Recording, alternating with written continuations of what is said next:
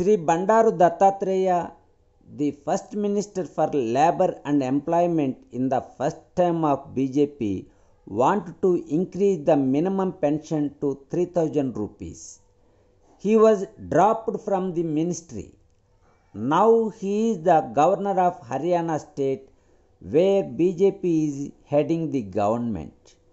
Haryana and Andhra Pradesh were the only states in the country who are paying 3,000 rupees as free old age pension till May 2024. Now, Andhra Pradesh increased it to 4,000 rupees from June 2024, paid on 1/7/2024.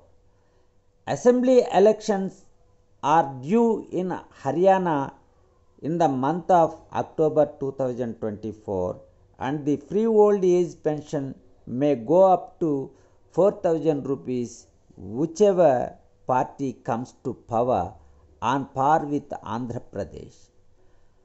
Haryana has another specialty. It is the first state in the country which is compensating the shortfall in EPS 95 pension to 3,000 rupees and paying to all EPS 95 pensioners of the state. Now, EPS 95 pensioners after assembly elections may get 4,000 rupees, which includes their EPS 95 pension in Haryana. Incidentally, Sri Bandaru Dattatreya is the governor of Haryana. He might have definitely used his good offices in this regard, which he cannot do at the center when he was Minister for Labour and Employment before the invincible Modi ji. Before last Uttar Pradesh elections, when National Agitation Committee of Uttar Pradesh branch met Sri Rajnath Singh ji, the number 3 at the center, he promised to move the issue in Parliament, but nothing happened. When Sri K.S.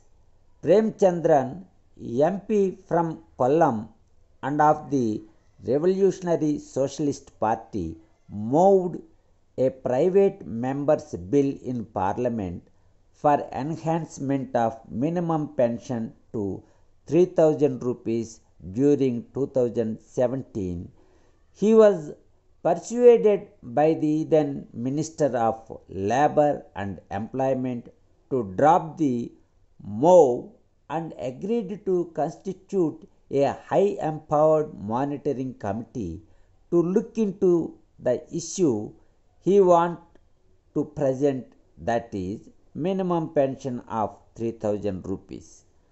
The committee submitted its report in the month of December 2018, suggesting minimum pension of 2,000 rupees provided the Government of India offer subsidy. When government comes forward to subsidize minimum pension of 2,000 rupees, EPFO can straight away pay the minimum pension of 2,000 rupees. For this, there is no need for the recommendation of high empowered monitoring committee. Nothing happened after submission of the committee's report.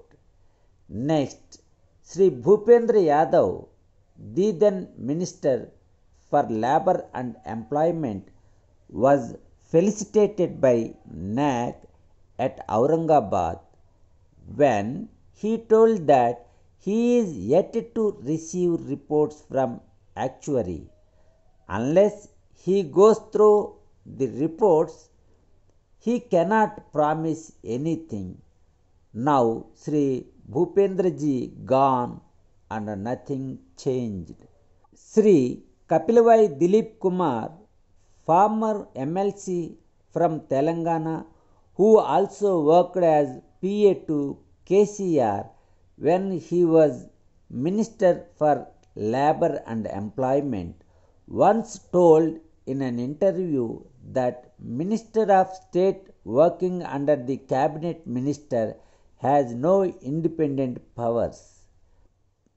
Thus, Srimati Shobha Karanladje from Karnataka, who is Minister of State for Labor and Employment, now arranged for talks between the joint secretaries of her ministry and EPFO officials along with NAC team.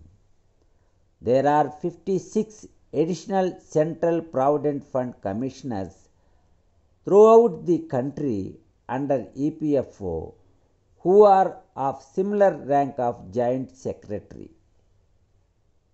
And the talks now being held are between the officers of the rank of joint secretaries of EPFO and Ministry of Labor and Employment.